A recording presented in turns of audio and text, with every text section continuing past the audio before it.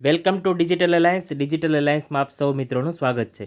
સૌપ્રથમ તો મિત્રો, જો તમે આપણી આ ચેનલ ડિજિટલ અલાયન્સને હજુ સુધી સબસ્ક્રાઇબ ન કરેલ હોય તો સબસ્ક્રાઇબ કરવા વિનંતી છે. સાથે જ આ બાજુમાં દર્શાવેલ બેલ આઇકનને પણ પ્રેસ કરજો, જેથી તમને આપણી આ ચેનલના તમામ નોટિફિકેશન સરળતાથી મળતા રહે. મિત્રો, આપણે આપણી આ ચેનલ પર જુદા જુદા ટોપિક પર ચર્ચા કરીએ છીએ અને આજે એક ચૂંટણીને લગતો ટોપિક છે. ગ્રામ પંચાયત ચૂંટણી, વોર્ડની સંખ્યા કઈ રીતે નક્કી થાય છે, નિયમની વિગતવાર સમજૂતી.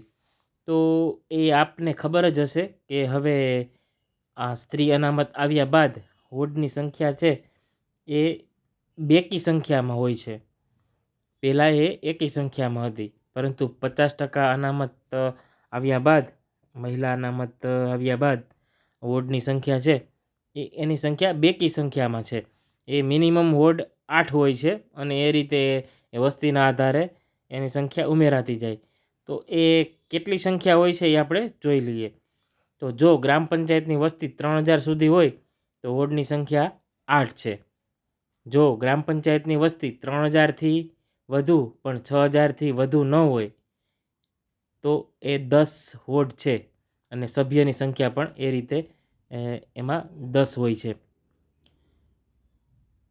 જો ગ્રામ પંચાયતની વસ્તી 6000થી વધુ પણ 9000થી વધુ ન હોય તો એ વોર્ડની સંખ્યા એ 12 હોય છે. અને જો ગ્રામ પંચાયતની વસ્તી 9000થી વધુ હોય તો દર 3000 વધુ 2 બેઠકો અને તે પ્રમાણે વોર્ડની સંખ્યા રહેશે.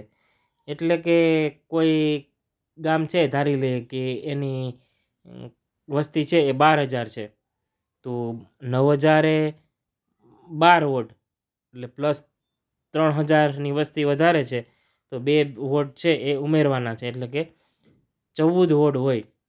અને એ રીતે બીજા 3000 ઉમેરીએ, માની લે કે કોઈની વસ્તી છે તો 15000, તો એ 2 વખત 2 સંખ્યા ઉમેરાશે, તો એ 14 ને 2 16ની સભ્ય સંખ્યા હશે.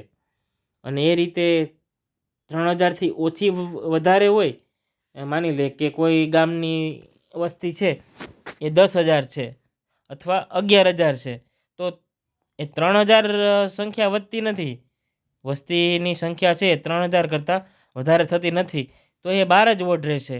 એ રીતે આખું કેલ્ક્યુલેશન છે. તમે આનો સ્ક્રીનશોટ લઈ શકો અને આપ એ ફરી વખત કોઈને બતાવવું હોય તો બતાવી શકો.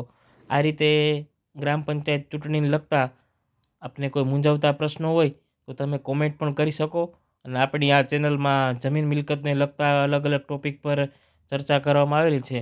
એને લગતા કોઈ મૂંઝવતા પ્રશ્નો હોય તો પણ તમે એ પૂછી શકો છો. કોમેન્ટ બોક્સમાં તમે એ કોમેન્ટ નોંધાવી શકો છો અને આપણી આ ચેનલને જોઈન કરી અને આપણી આ ચેનલના મેમ્બર પણ બની શકો છો. ધન્યવાદ. Thank you.